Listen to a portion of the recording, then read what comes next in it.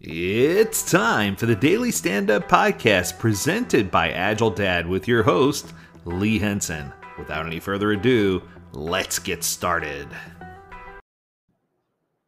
All I can say is wow. I don't know that I've ever created so much noise in a single day. That's incredible.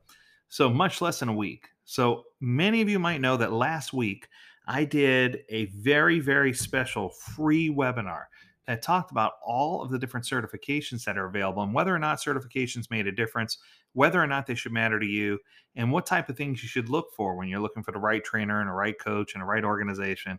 And let me tell you, I lit a fire under some people. We had roughly 50 people in the room, which was absolutely amazing. We were hoping to have a lot more, but I guess people got busy at that point in the week, which I totally get. It makes sense. But let me tell you, the people who were there were very vocal, and it was awesome because we had a lot of people. We had representation from the SAFE organization. Thank you for that. We had representation from scrum.org. We had representation from the Scrum Alliance. It was amazing. I even had one person in there who was from the PMP organization. So we saw that all the people who mattered wanted to hear what I had to say. And I'll tell you now, I came at it with a very pragmatic, soft, easy to say, hey, here's where these apply best. Here's where this applies best. Here are some things you could do overarching to make sure you got the right company, the right organization, and a right trainer. Here are some things that you can do to help you in your career. Here are some statistics. I mean, everything was very straightforward and matter of fact. But boy, I'll tell you, the emails that I've gotten from PSTs, professional scrum trainers, the emails that I've gotten from CSTs. I mean, here, so let's go down the list. So the professional scrum trainers came on to me and said, how can you say that our certification isn't as popular or that it's not as widely looked for? Well, I didn't make up these statistics. The statistics that I used in my interview or in a webinar came straight from Indeed.com.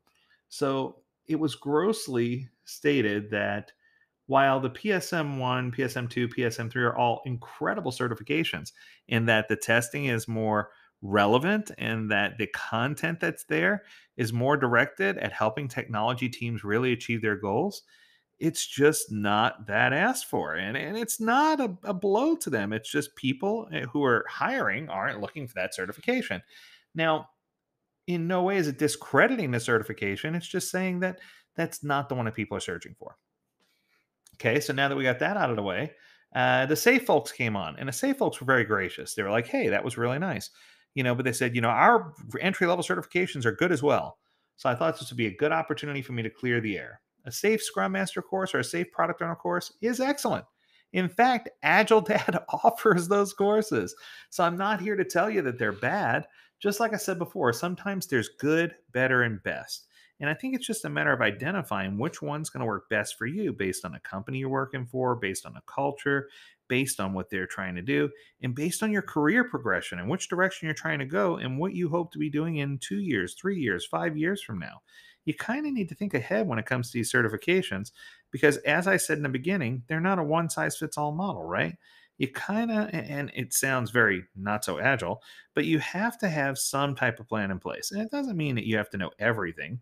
It's just you kind of have to have an idea and saying, okay, this is where I see myself. This is what I hope to be doing. And if your plan changes, that's powerful and incredible, and congratulations. But that way, you at least have some type of pattern for what you're trying to do, so that you can make sure you're in the right place, doing the right thing, and that you have the right attention paid to the things that you need to. So you're securing the right certifications to help you get to the point where you have future success. Um, we had some folks from the Scrum Alliance there and some Scrum trainers even. And I got pinged from the Scrum trainers, why do you defend the Scrum Alliance and say they were the best at everything? And the answer is because they're not always the best at everything. There's lots of things that Scrum Alliance needs to improve on, and they need to continue to grow and emerge and develop. Now, one thing that I do admire about the Scrum Alliance is their tiered approach to certification. Now, Scrum.org has the same thing, but the Scrum Alliance tiered approach makes a lot more sense to me. Just the way it's laid out, with the difference in the learning objectives, with the high quality instructors, with the flexibility of how it's presented.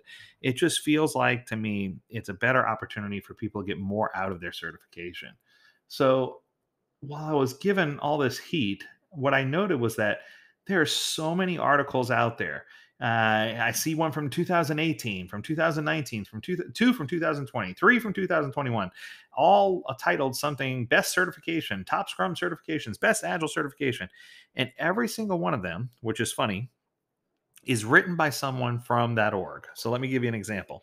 So one of the articles is written by someone who is a PST, a professional Scrum trainer from Scrum.org, and of course their article says the winner, overarching, no matter what, is the PSM or PSPO because that's the way to go, and that's going to give you the best certification and best bang for your buck. If you read the one from someone from SAFE, they'll say under no circumstances do you use Scrum.org or Scrum Alliance that you must have a SAFE certification. And it's just really interesting to me that people who are designed or supposed to be so pragmatic and so equal are coming in and saying that one's better than the other. Now, I am a safe SPC. I'm also a PSM. I'm also a DASM. I'm also a CSM and a CST. But even as a CST, a certified Scrum trainer, I did not come out and say Scrum Alliance was the best at everything. There are certain things that they definitely win a race with, but you have to really look at your instructor and the organization. And that was my whole point. And I did this without trying to be too, how should I put it, markety? Because I didn't want to market myself and make it appear like, hey, it's a marketing pitch. Buy everything from Agile Dad, because that wasn't what it was intended to be. It was intended to say, hey, here are some things you should look for. And I think that when I did that, I scared a lot of smaller organizations. So a lot of the smaller independent trainers, a lot of the smaller groups that don't have 100 recommendations or that don't have people answering the phones for them or that aren't quick to reply or don't have a lot of people to refer references, or they don't have a guarantee on their courses. And what I can tell you is that one of the best pieces of advice that I got from the Scrum Alliance, it was in one of their emails from Howard Sublett, and he said that it's high time for us to find a way to differentiate ourselves from everyone else. And I think that the trainers who are differentiating themselves and showing what they have that's different and how it's better are the ones that are doing incredible.